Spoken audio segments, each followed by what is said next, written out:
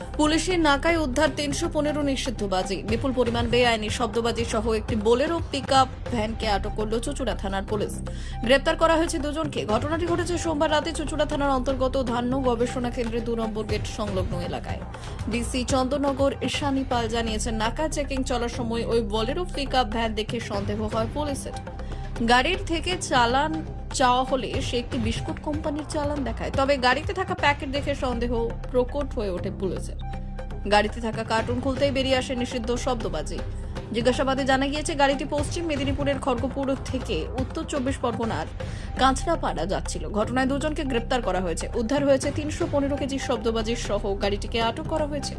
ধৃতদের বিরুদ্ধে আইনানুগ ব্যবস্থা নেওয়া। এর নাম কি? মলয় সরকার, মলয় সরকার। বাড়ি কোথায়? কল্যাণ। গাড়ি করে কি নিয়ে যাচ্ছ? বাজি নিয়ে এসছে কোত্থেকে নিয়ে আসছো? মেদিনীপুর, কোথায় নিয়ে যাচ্ছ? কল্যাণ। কত কেজি আছে?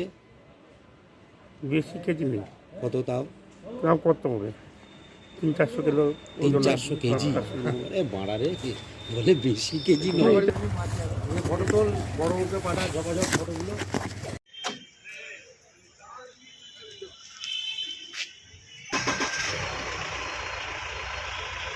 আছে নাও